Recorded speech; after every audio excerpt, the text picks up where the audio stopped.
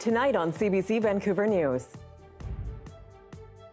A deeper dive into the fiery debate in Richmond. I think it stoked some racial tensions. It's not just one group, though. A city council meeting makes national headlines, but will the contentious drug consumption site even materialize? Plus, teachers stretched to the limit. We know that inclusive education works, but you really need to have it resourced properly in order for it to work. Rising complaints that staff shortages mean students with special needs aren't getting the help they need. Also, irreversible damage. It is a problem. The bud damage is substantial, greater than 90%. Wineries in the Okanagan take stock of struggling vineyards following January's cold snap. This is CBC Vancouver News.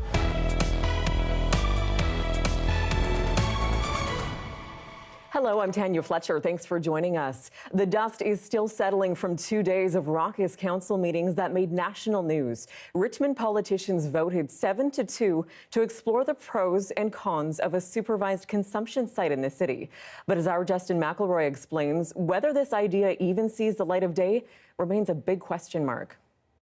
How did Richmond get from this, 500 views on YouTube in a mostly empty room, to this? The metaphors you use, yes, we've heard all those metaphors before off the internet. But I can tell you...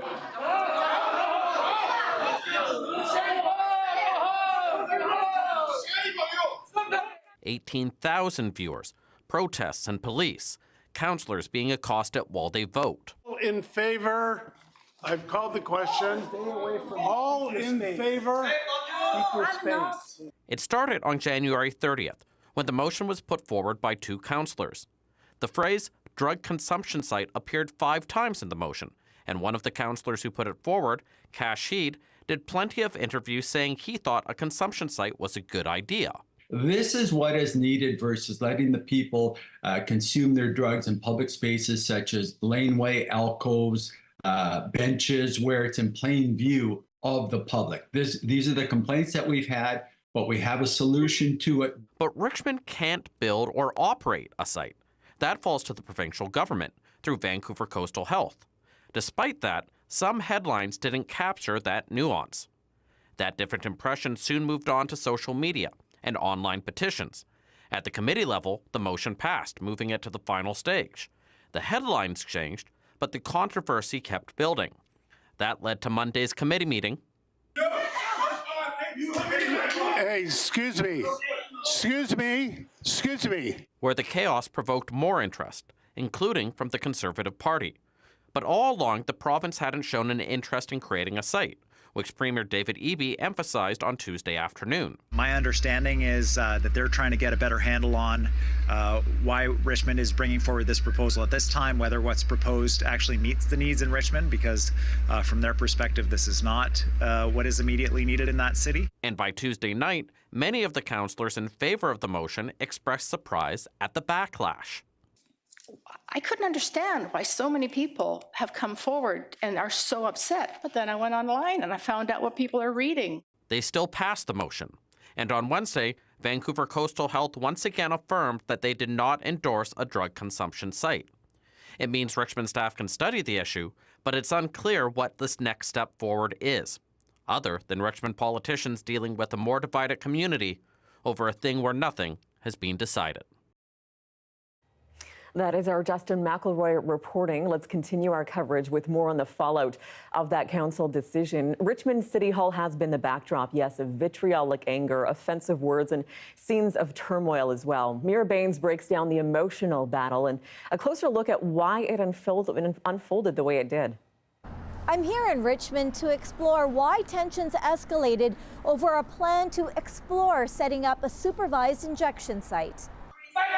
Councillors. This was the scene last night as councillors were voting. A woman makes a beeline for Councillor Cash Heed. She was escorted out by RCMP. Heed had put the motion forward, which resulted in a 7-2 vote. It all happening too fast, and I think it's required a little bit more explanation from City Hall. This popular Chinese language commentator explains why it's such a lightning rod issue for many in the immigrant community. Hong Kong became a British colony in the 1800s when the British began smuggling opium into Chinese ports and causing widespread addiction. Hong Kong, as well as people in China, for the past 100 years or so, are very, very, shall I say, under the shadow of drugs. We knew how drug can destroy a person, how drug can destroy a family, and how drug can destroy a whole community and eventually weaken the whole country. He says people have lots of questions and feel ignored, allowing misinformation to flourish. The city of Richmond did issue a statement saying no drugs would be given out to users at a potential site. This Richmond City Councillor, who changed her mind about the plan, points out the motion lacked information. So it wasn't clear and straightforward. And certainly people getting it secondhand from someone who is translating it for them totally misunderstood it, perhaps, thinking it totally was coming in tomorrow morning. We were going to open up shop here in Richmond. She suggests the city should be examining a broad range of options and says many people were upset. I think it stoked some racial tensions. It's not just one group, though. I've heard from people all over the community, why are we asking for this? What are we doing? And they're from all different backgrounds. The issue has been polarizing and politicians have waded in. This exchange caught on camera and retweeted by federal Conservative leader Pierre Poilievre. RCMP says it condemns this hate incident, but no criminal offense was committed. Community opposition against harm reduction has been making headlines elsewhere in the Lower Mainland. Most recently, the Yaletown overdose prevention site also attracted protests. While some of the reasons may be different, the polarization on the issue is the same. Mira Baines, CBC News, Richmond. Well, parents and unions at Vancouver schools say understaffing has kids with special needs getting less help and workers stretched thin. They say school support assistants who help kids with special needs are facing bigger caseloads, and others in the system are having to step in to regular classroom teaching on short notice. Liam Britton is hearing from some parents who say their children are feeling the consequences of the staffing crunch. Mira Orick is the mother of a neurodivergent grade 2 student in East Van. He has a student support assistant, or SSA, but she says too often when they are away, there's not enough backfill. She blames this lack of support for her son's anxiety. It's so bad it's leading to frequent absences. Well, I want there to be more support workers so that families don't have to fight day in and day out to have their children receive the support that they have a right to have. Hillary Thompson's daughter Cora is in grade 5 and has cerebral palsy. She gets SSA help as well for a number of tasks, but her mother agrees there are often not enough staff. I think we're really concerned that, we know that inclusive education works. We know that it's good for kids with disabilities. It's good for the mainstream population, but you really need to have it resourced properly. Thompson is with the Vancouver District Parent Advisory Council. The Parents' Council and 5 unions penned open letters this month highlighting what they say is understaffing in BC's second largest school district and the impact on kids with special needs. So in addition to this reported shortage of SSAs, there's also what the unions are calling failures to fill. Now that's when a classroom teacher isn't adequately replaced by a substitute when they're away.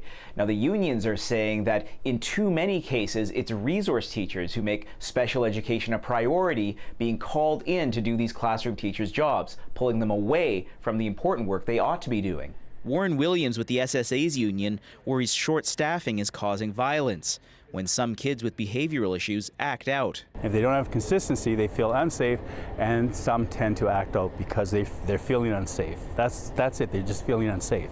Jody Polikoshko is with the Elementary Teachers Union. They tallied almost 1,300 self-reported failures to fill over 3 months, including over 900 where a resource teacher was pulled away from their job to fill in. Teachers are afraid to take a sick leave because they know that what's going to happen is one of their colleagues will be pulled to cover their class and the students will lose service, and that's not fair. The Vancouver School Board, however, said subs are called in the vast majority of cases, and resource teachers pitching in is a last resort. They say they're constantly hiring, but education is facing labor issues, and kids are always with a qualified educator. Parents like Orick say they want to see more done to hire and retain workers for kids like her son. She says there's a lot at stake. Well, my child's education and his right and ability to be in school. Liam Britton, CBC News, Vancouver.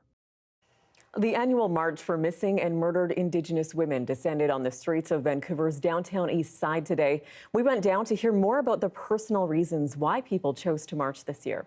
We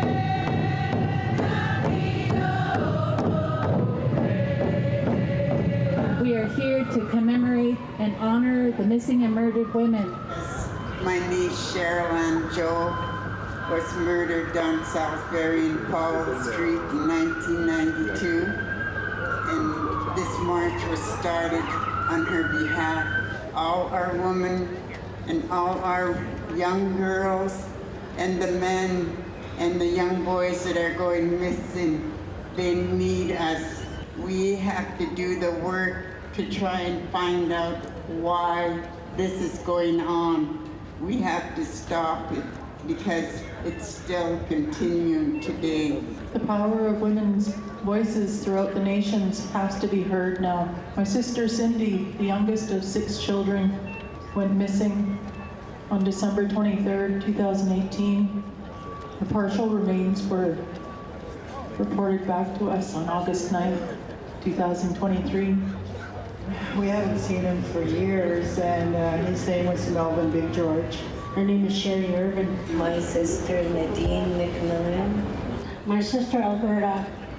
The scary feeling in my life is that I have young, beautiful granddaughters that are coming into this world now, and I try not to think like that.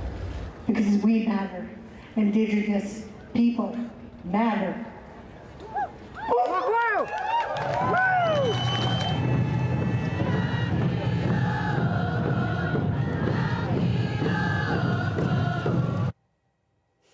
A courtroom judgment has revealed how charges from a major drug bust in Victoria flopped, all because police concealed key details, including the fact that one of the investigating officers was himself under criminal investigation. The CBC's Leanne Young spoke with our Jason Proctor, who has been closely following this story.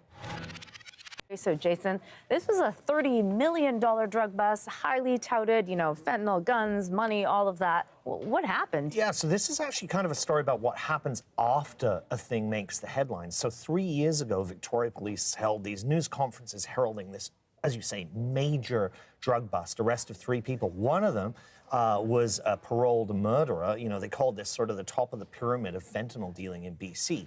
What happened after is the case starts going through court, and in the documents filed by the Crown and sort of, the report that police had drawn up, they don't mention the fact, you'd sort of think that the investigation all began in June 2020. What they don't mention is that, in fact, it began a month and a half earlier, and that the initial stage of the investigation involved a police officer in Victoria who was himself under criminal investigation at that time. They didn't want to alert him to the investigation. The RCMP were watching him because of a variety of allegations, around discredible conduct, that kind of a thing.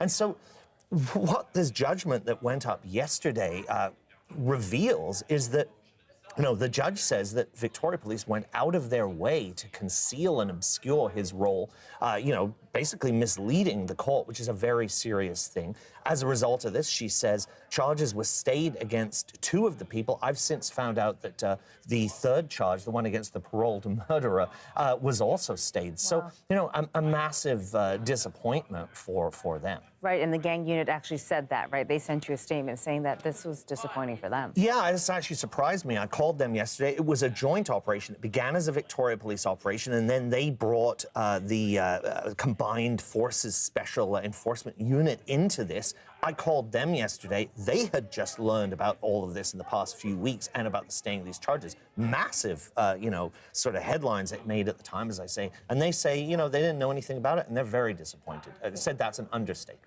Right, okay. All right, I can imagine, that was a lot of work, and those 3 people, the suspects just walked away at the end, right? And a huge deal to allegedly have been sort of misleading the court. Yes, absolutely. Thank you for that, Jason. Jason Proctor for us. And an update to that story now. The Chief Constable of Victoria's Police Department has come out with an apology after CBC's reporting. He says he's disappointed in the outcome of this file and says police will continue to work to address drug trafficking and organized crime. Now, it's clear that there were several points of failure in our processes. There were decisions that should have been made differently and changes that can be made in the way that we do our work, and I apologize for our contribution to this outcome. In other news today, the BC government has announced supports to help protect farmers in the Fraser Valley's Sumas Prairie from future floods. The province says it's spending nearly $77 million for flood resilience upgrades, specifically to the Barrowtown pump station in Abbotsford.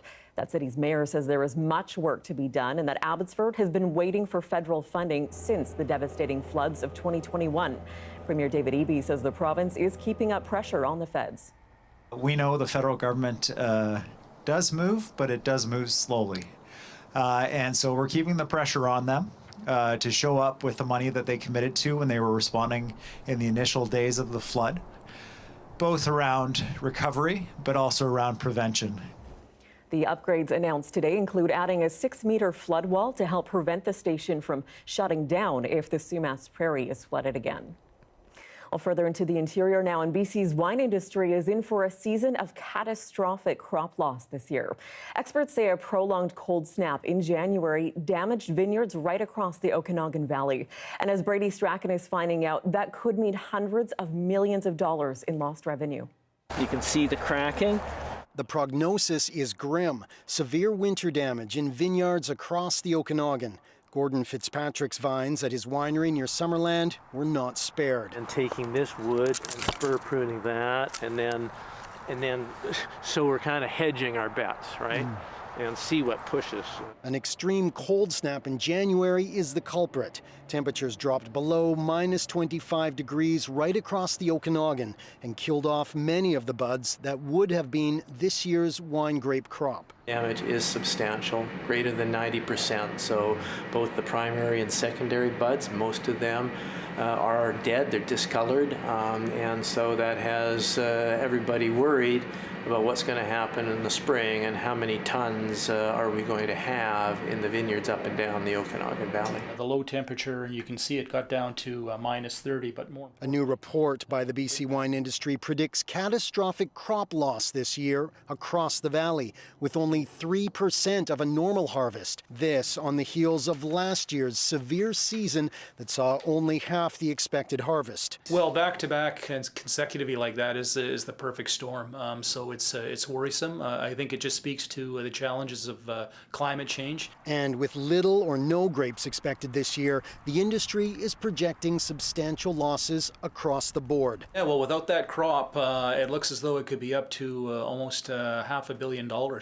And so that's just the impact of wages and, again, tourism. And tourism means hotel stays and restaurants. The province has already invested millions of dollars in a replant program for grape growers.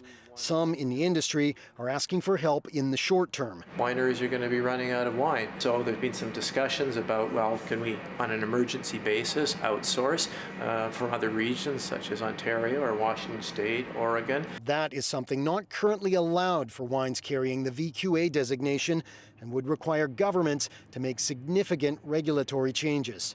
Brady Strachan, CBC News, Summerland.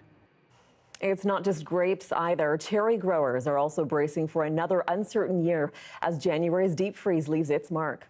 It's unprecedented what's happened, and we're looking for government to come up with some extraordinary solutions to make sure that we can continue farming in this valley. He says young cherry buds across BC's interior were damaged by that same January cold snap, and it was immediately following a stretch of warmer weather. This means fruit trees like cherries and peaches weren't able to develop that winter hardiness. While the full extent of the damage isn't yet clear, it is believed this could be the most challenging season growers have seen in a lifetime.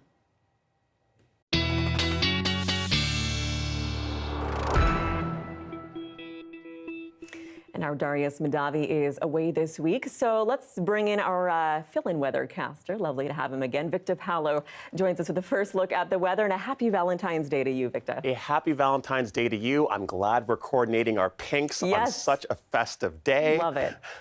Now, speaking of beautiful things, it was a great day today here in Vancouver, and looking at a couple of headlines, well, it's going to be a mix of sun and cloud, and we're looking forward to our Thursday, and it's going to be a cold night for Thursday night, and we are expecting some precipitation when it comes to this weekend. Now, we do know, taking a look over here at the West Coast, it was a beautiful 6-degree day today, which is right around that seasonal average. And then taking a quick look at what we're going to be having our way when it comes to the weekend, that's going to be this system right here, which is pushing its way up towards where we are. Now, we know the trends when it comes to the weather is it's going to remain quite seasonal over the next couple of days. But the good thing is, taking a look at what we're expecting tonight, it's going to be a bit cloudy, but the good news is it's not going to be too cold. Make sure to stay tuned for the rest of our weather. We'll let you know what's coming in store for your weekend. All right, over to you. Looking forward to chatting with you again shortly. Thanks, Victor. Always a pleasure. Well, Prince Harry and Meghan Markle are in BC this Valentine's Day. They've arrived in Whistler to generate some hype for the upcoming Winter Invictus Games. But as the CBC's Lindsay Duncombe tells us, not everyone is enthusiastic about the couple these days. When it comes to connecting with injured veterans, Prince Harry, a veteran himself, gets right into it. Rosa Sanchez Bermudez is paraplegic, shot on duty in Colombia. How do you feel about meeting Prince Harry? Muy feliz, super happy. emocionada. Yes, very emotional. The Duke and Duchess of Sussex are in Whistler to mark 1 year until the first ever Winter Invictus Games, an event for wounded servicemen and women founded by the Prince. This trip to British Columbia comes as the couple could use some good press. What on earth happened? Despite the success of their tell-all Netflix documentary, future projects with the streamer are reportedly in doubt. The couple's multi-million-dollar deal with Spotify is toast. Meghan has signed on to podcast with another company. Enough for The Hollywood Reporter to put Harry and Meghan on the losers list for 2023, calling them whiny. It looks to me as if they are finished in Tinsel Town. They're so finished. They're the most finished thing in the world. This royal watcher says Prince Harry is polling less favorably than Queen Camilla. Even 5 years ago, that's something that it would have been almost impossible to conceive would be the case, but is very much a reality now, and it really shows you how much things can change, how much perceptions can change. The Sussexes just launched a new website, refreshing their brand. These images will no doubt be featured. It's all a win for the people who work in adaptive sports. It just raises awareness so that more people can get involved. Popular or not, that is the power of a prince. Lindsay Duncombe, CBC News, Whistler. And on this Valentine's Day, what better day for couples to reminisce on their first encounters? Well, we hit the streets to find out how Vancouverites met their sweethearts. Well, we met in China. We came there to work at school, and he was the first. And then I came there, and he helped me to make some documents for the school. So he helped a lot, and I was so thankful, you know. So busy explaining different aspects of Chinese life and documents. Yeah, he was helping me how to find some shops or foods or anything, because China is very different. And then, you know, one day, 1 week, 1 month, and we fall in love. Well, it's not terribly cool, but we were both student teachers at Lord Byng High School, and that's how we met. We're both teachers. I just kind of developed a connection from there, and Lee had come from Ontario, and so he was new to Vancouver. We had a mutual acquaintance. We had a mutual acquaintance who was an old girlfriend of his. So I said, "Do you know Jennifer White?" And the first words he said to me, "Oh yes, I was in love with Jennifer White for a long time." So, but you know, I say I'm a way better partner than Jennifer would have been. She was kind of boring, and I'm a lot of fun. Yeah. So we've been together 45 years or so. Yeah. So we met through our friend. He was one of my clients because I'm a personal trainer. And then she became one of my clients.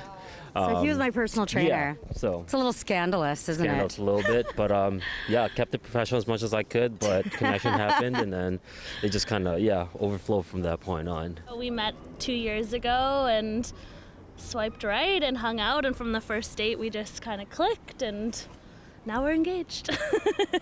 Okay, so I started using Tinder. I was like kind of ready after 2 years of taking a break of not seeing anyone or going on a date. I was like ready to go out and like just be adventurous, and I went on my first date, and that has been my last date, and I got married to that guy. So that's it. Yeah, no, we met at a beach club, and then from there it was kind of, I don't know. It's kind of a cool, magical story, to be honest. All the best to all of those couples. Well, at the Mount Pleasant Community Centre in Vancouver, seniors, couples and friends are gathering with their dancing shoes on to ballroom dance together. We dropped by one session to find out how dance nurtures love and friendships. We start dancing after our retirement.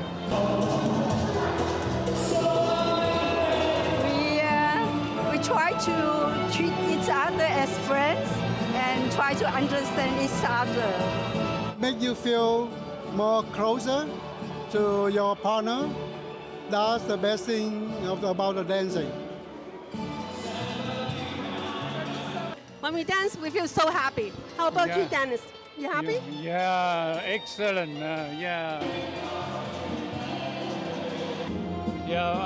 Through dancing, we know each other more. So we have to communicate with each other through dancing. We have linked up together.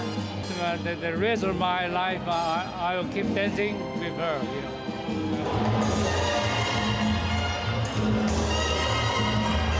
We want to keep my friendship forever.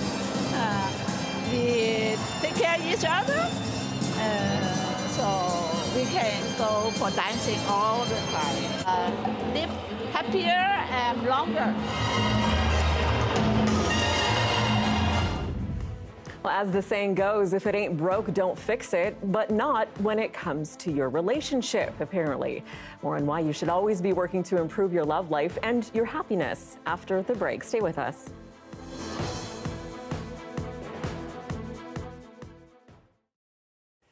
And thank you for staying with us during our commercial-free live stream. Well, despite calls to save the bees, turns out Alberta's bee and honey industry is all abuzz. The CBC's Nicholas Frew has more on what's setting that province apart. It's nice to see that. That just put a smile on my face to see the bees flying around today. Richard Ozero is one of the hundreds of beekeepers in Alberta helping the local honey industry blossom. He and his wife Amber built careers in the news business before buying a farm in Parkland County, and jumped headfirst into commercial beekeeping a few years later. Today, the couple tends to 4,000 colonies, and their honey is shipped across the continent and overseas. Alberta honey can make its way all around the world, like all kinds of places. It's nice to see, because we do have a really sought-after product, well known for its high quality and its other attributes, like its color, how light it is, and the taste and everything. While the honey industry has not grown to the same scale as wheat or cattle, the federal government estimates honeybees contribute billions to Canada's agriculture sector through pollination. That connection is huge of the economic importance of honeybees in the country. And then they're also, not in this province as much perhaps, but across the country, responsible for pollination for about 21 other crops, depend 100% on honeybees. Data shows that Alberta is home to the most honeybee colonies in Canada, producing about 40% of the country's honey last year. In 2023, Alberta set a record for honey value, earning more than $105 million. That's more than twice as much as Manitoba, which was Canada's second biggest earner last year. But beekeeping wasn't always the bustling industry it is today in Alberta. While we know beekeepers have been active in the province for more than a century, data suggests the business started small. Statistics Canada's data goes back to 1924. Back then, Alberta had 160 beekeepers who produced nearly 25,000 kilos of honey. Only Prince Edward Island had fewer beekeepers and made less honey. I think there was a lot of beekeeping operations in the east who were finding themselves a little crowded geographically and realized that there was a lot of territory out in the prairies that was actually good beekeeping territory. Once established, apiculture grew quickly here, with the number of beekeepers peaking at 11,000 at the end of the Second World War. Stakeholders credit Alberta's abundance of farmland and different crops, like clover, for helping the industry take off. By the 1960s, Alberta secured its spot as Canada's major producer, and interest in beekeeping in Alberta appears to be on the rise once more. The number of beekeepers has steadily increased since 2008, from 680 to 1950. As for those thinking of starting out, experts say it's crucial that each apiculturist educate themselves thoroughly. and find a local mentor who can teach them how to care for bees in Alberta's climate. Nicholas Frew, CBC News, Edmonton.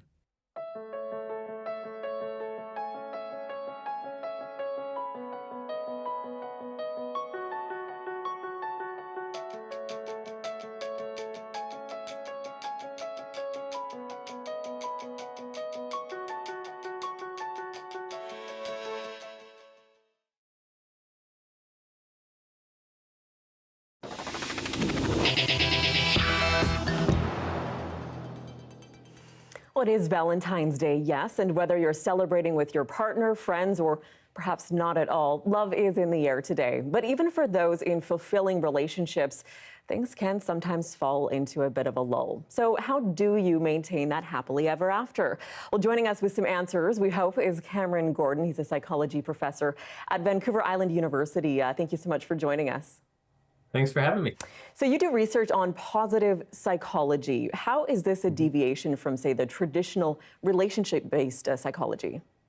Yeah, well, in traditional psychology, it focuses predominantly on helping people to become less unhappy. And that's probably a worthwhile endeavor. But in pursuit of that, we realized over time that we didn't know a whole lot about how to be more happy. So it turns out that bringing down the stress is not the same thing as increasing happiness.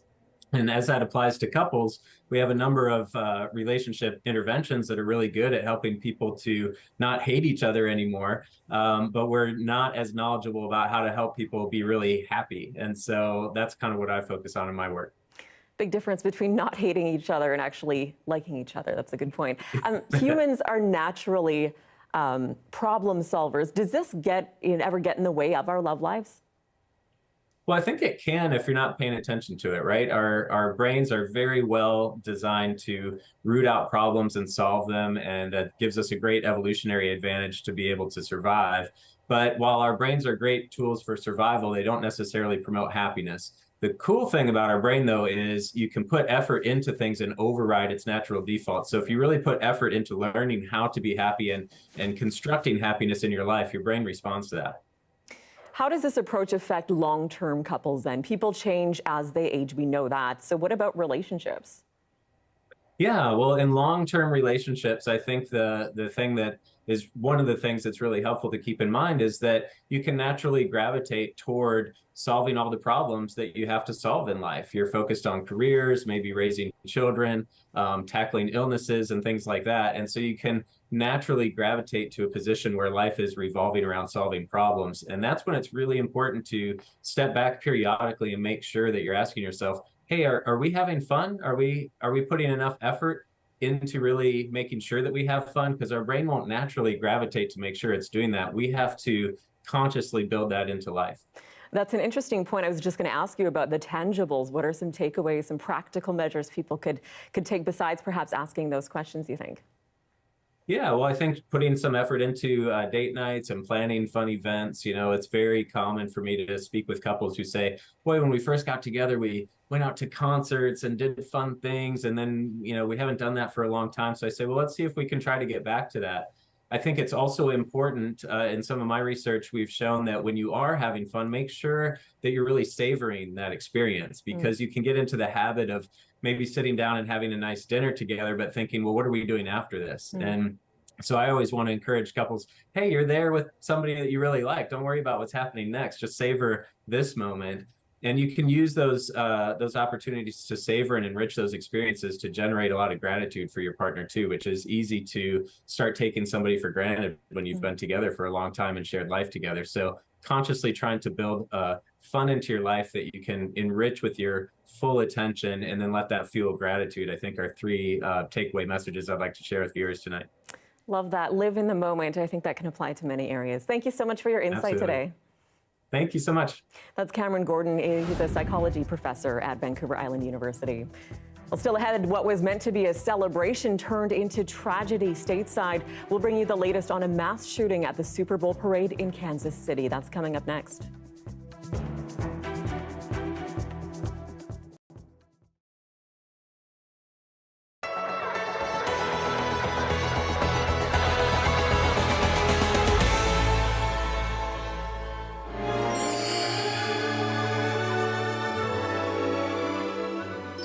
I'm Elaine, and this is my friend Denise, and I feel like I've known her forever.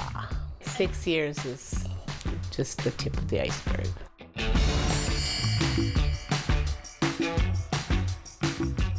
Denise lent us her studio, then I made Bannock, and then we were best friends.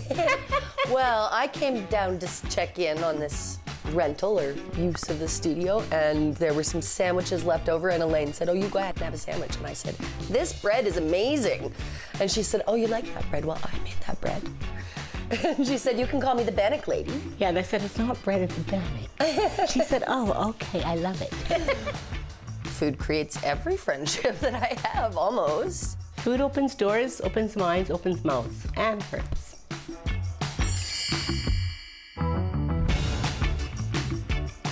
Both people need to have their hands open. You know, so like if one person has their hands closed, then it's not gonna work because it will feel, like you said, off balance over time. So it's kind of about a generosity. It doesn't have to be financial generosity, but it's like a generosity of spirit. I'm part of the 60 Scoop. I'm part of the foster care and part of the residential school.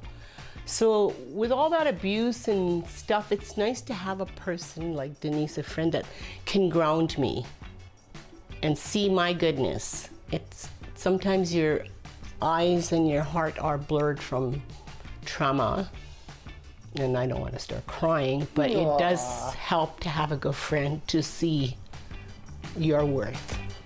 No, I love that. I love it too.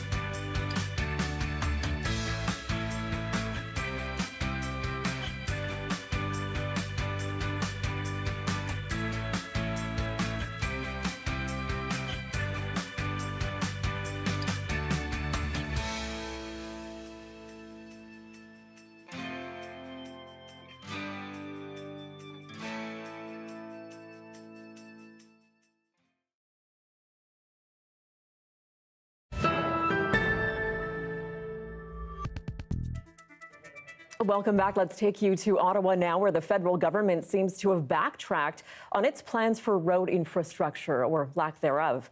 2 days ago, Environment Minister Steven Guilbeault says his government had decided to stop investing in new road infrastructure. But today, in response to blowback from the premiers, he said he should have been more specific. The CBC's David Thurton has more on the walk back. The home of a new proposed Ontario highway, but it's unclear if the federal government will help fund such projects. Guilbeault spoke at this event Monday where, according to a newspaper, he said, "Our government has made the decision to stop investing in new road infrastructure. There will be no more envelopes from the federal government to enlarge the road network." The blowback was quick and intense. Anyone who thinks that you can stop building roads has obviously not traveled outside of Montreal very much.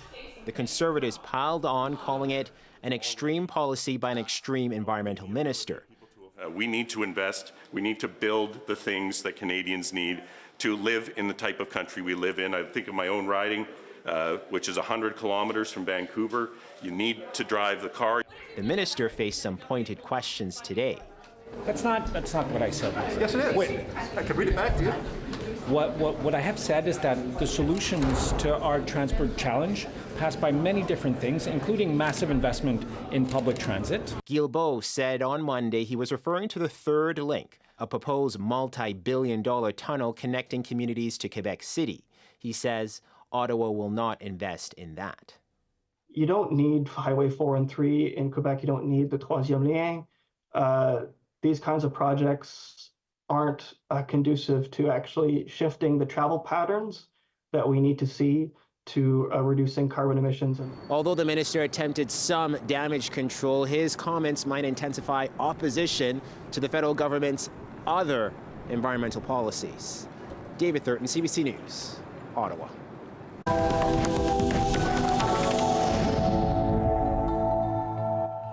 To the U.S. and in Kansas City, Super Bowl celebrations ended in chaos today after a deadly shooting. A sea of fans had gathered downtown for the parade and rally when shots were suddenly fired and absolute panic ensued while so many ran for safety. One person was killed and more than 20 others were injured, including children. Police have detained 3 people, but as the CBC's Paul Hunter explains, the search for answers continues tonight about what exactly happened and why. Kansas City, let me hear you one time! Upwards of 1 million people had lined the streets for the parade in Kansas City. Tens of thousands rallying in front of the stage where players had gathered to celebrate their Super Bowl victory when, just as the event drew to a close, caught on cell phone cam, this. Get down, baby! The barrage of shots set off a scramble. The crowd, in terror, fled. Police ran toward the sound. There'd been some 800 officers on hand because of the parade. All of a sudden, people started crushing forward. Everybody started running. There was screaming. We didn't know what was happening, but this day and age, when people run, you run. And then she comes running and she's like, no, it's shots fired. And so we started listening to her, and then that's when everybody started. Yeah, and I was just telling everybody to get down, and then like get out the way. This video shows what appears to be a suspect, though police have yet to confirm that, running to get away, caught, apparently, by bystanders. I'm angry at what happened today. The people who came to this celebration should expect a safe environment. It is early stages for the investigation, and police say they have no motive, nor do they know if the shooting had any connection to the parade and celebration other than it happened in that crowd. That's what happens with guns. I mean, what you saw happen was why people talk about guns a lot. The mayor of Kansas City noting the hundreds of police on hand, the high security throughout the event, and yet in this city, in this country, there still is a risk to people. Parades, rallies, schools, movies, it seems like almost nothing is safe. Heading overseas now, NATO defense ministers gathered in Brussels to discuss the next phase of military support for Ukraine. During the summit, Canada announced $60 million in aid for Ukraine.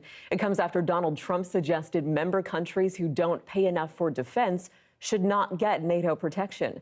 The CBC's Briar Stewart has more from London. This is the Cesar Kunikov, a Russian landing ship capable of carrying hundreds of troops and armored vehicles. A ship Ukraine says it destroyed overnight in a drone attack. The Kremlin would not comment on those claims, but it appears to be the latest strike on Russia's Black Sea Fleet, one area where Ukraine is having some success. As NATO ministers meet to talk about how to better support its military and the alliance.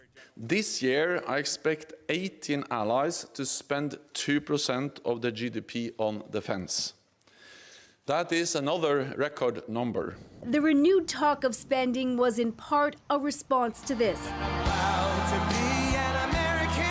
On the weekend, Donald Trump suggested that NATO members who don't spend enough of their GDP on defense should fend for themselves, adding he would even encourage Russia to attack them. You don't pay your bills, you get no protection. It's very simple. Canada is near the bottom of the list when it comes to meeting NATO's spending targets. It invested less than 1.4% of its GDP in defense last year. But in Brussels, Defense Minister Bill Blair announced another $60 million to train Ukrainian pilots to fly F-16 fighter jets. I think we need to judge our allies, and particularly for Canada, the United States, on its long history and track record of being there for global peace. Defense experts say what the war in Ukraine has shown is that NATO countries need to step up their military production. To fill in the holes in the road, the many weaknesses of readiness, such as stockpiles and ammunition and spare parts that the Ukraine war has shown up. Ukraine says it's so short of ammunition it has started rationing. A multi-billion-dollar aid package which would supply more has passed through the U.S. Senate, but it's still hung up in the Republican-controlled House. Briar Stewart, CBC News, London. In India, a convoy of farmers is slowly making its way towards the capital. They want the government to make good on a promise to pay more for their crops. But as the CBC's Salima Shivji tells us, the protesters have been stalled by security forces well outside New Delhi. For the second day in a row, tear gas burst through the crowd where hundreds of farmers have gathered. Some 200 kilometers away from India's capital. The tension high as police make their presence known. We were pushing forward when officers attacked us and hit us with small plastic bullets, Lakhvir Singh says. The farmers here seething as they try to make it to the capital to demand a better price for their crops. Delhi is heavily fortified with razor wire and cement blocks set up at several border crossings that ring the capital area and a major police presence to stop the farmers from advancing. Police are using everything at their disposal. Even drones deployed to drop tear gas grenades on the protesters. Look how peaceful we, the farmers, are, this union leader says, and still the police are using drones to attack us. A counterattack from farmers who resorted to kite flying to push back the drones, the strings capable of damaging the machines. And still the siege continues. It harkens back to a few years ago when hundreds of thousands of farmers camped out near Delhi and forced the Modi government to back down on 3 controversial agricultural laws. Similar issues are still simmering. The farmers here want the minimum floor price of crops to be guaranteed. They also want a government promise to double the income of farmers fulfilled. In an election year where India's Prime Minister Narendra Modi likely does not want to pick a fight with farmers, a key voting bloc, police are out in force, with calls from union leaders for a wider disruption on Friday. The farmers stalled but defiant. Salima Shivji, CBC News, Delhi. Still ahead, yet another winter storm has slammed into the Maritimes. We touch base with snow-weary Nova Scotians as they dig out yet again. That's next.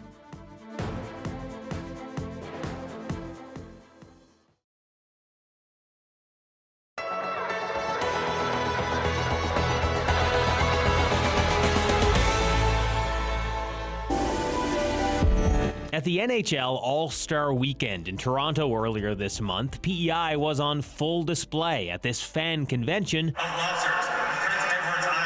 and during the game itself. Turns out, as the NHL revealed today, it was just the beginning of the league's new 3-year marketing partnership with Tourism PEI. The island is now the NHL's first ever official travel destination. I'm floored by the opportunity here that we have on Prince Edward Island to showcase our brand around the world. You know, there's 32 teams in the NHL in North America. However, they're represented by 20 countries. So if you just think about how much recognition our brand's going to receive, the opportunities are endless for us. According to Tourism PEI, the NHL actually started this conversation a year and a half ago. After months of negotiations, they made a deal. The PEI government's paying the NHL $2.5 million this year. With that comes branding like this that'll be displayed on the NHL's website and social media accounts. PEI will also be advertised on the boards and video screens at NHL games in markets the province wants to target, like Boston, New Jersey, Ottawa, and Calgary. The New England market is big for us. Ontario is big for us. So this was a natural fit. They're in Boston tonight doing the activation. There's opportunity to host meetings and events here with the NHL and again with some of their partners. So I think the ability to be able to touch all of the different sectors within tourism is really tremendous. Tourism PEI's entire yearly marketing budget is $5.5 million. Government's approved an extra $2.5 million on top of that for this year to hand over to the NHL. We generate $85 million in tax revenue. And through a partnership like this, we see that $85 million in tax revenue continuing to grow. So as that money comes into the province, then our provincial government is able to use that money elsewhere. That money doesn't come to Tourism Prince Edward Island. Now, after this year, the province will have a chance to back out of the deal with the NHL or to negotiate a new deal for year 2.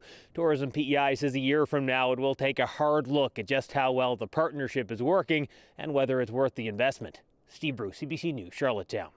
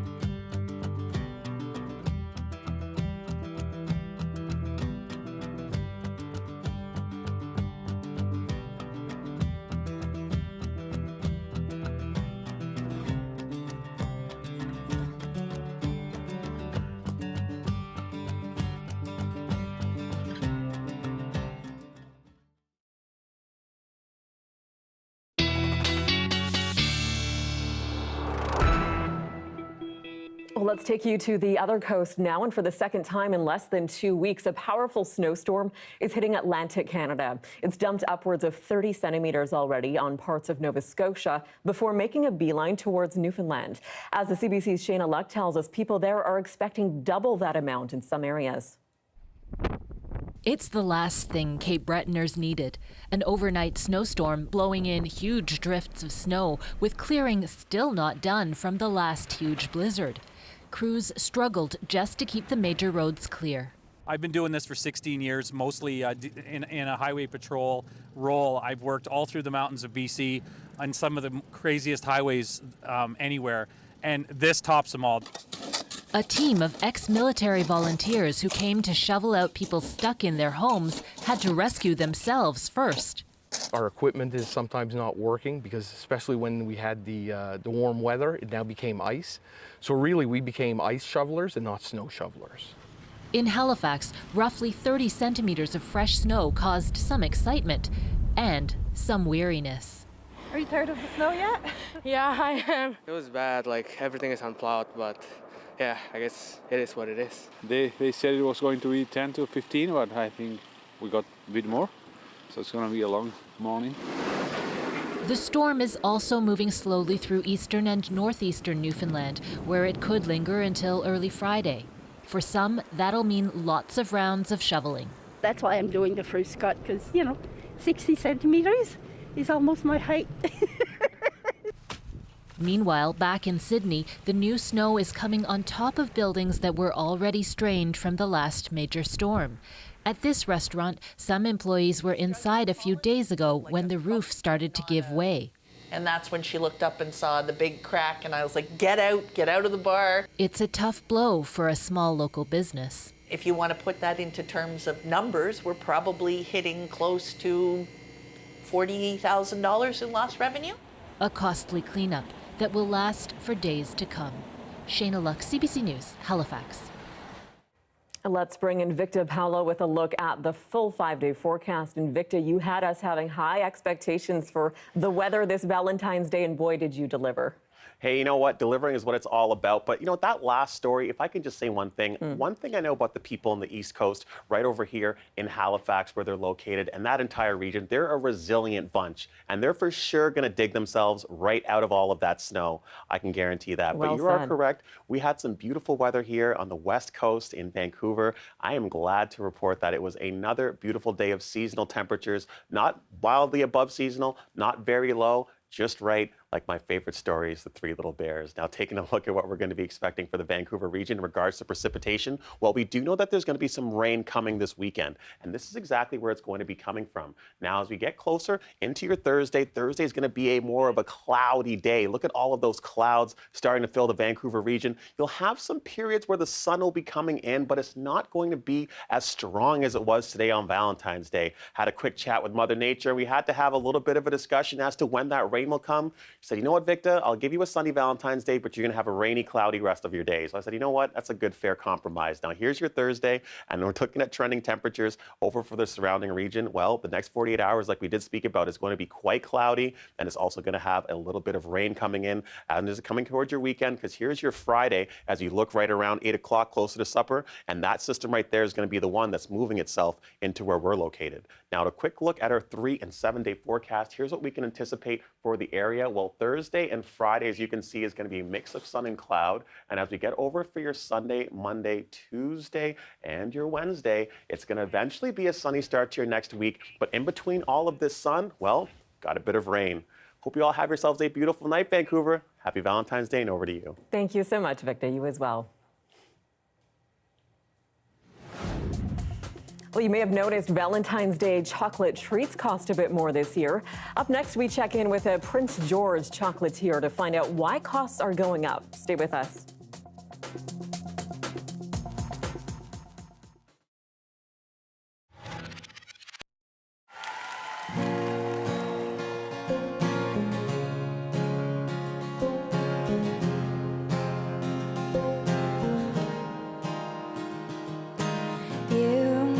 Know me by heart by now, know my birth charts, and I used to go around just holding me. I wanna buy an old house and then cut the thing out and wear it back down with you holding me. I need your word.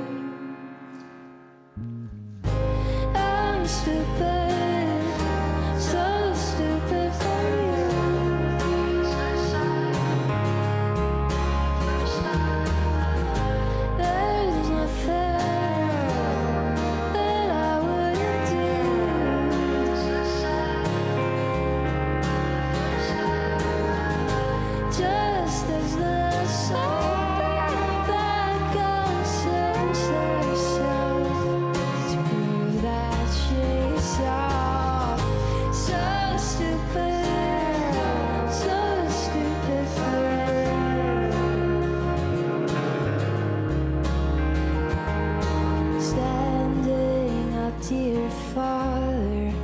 Tasting resentment on the whip over an Arnold Palmer.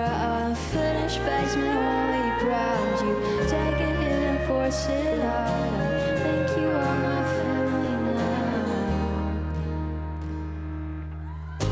I'm stupid, so stupid for you.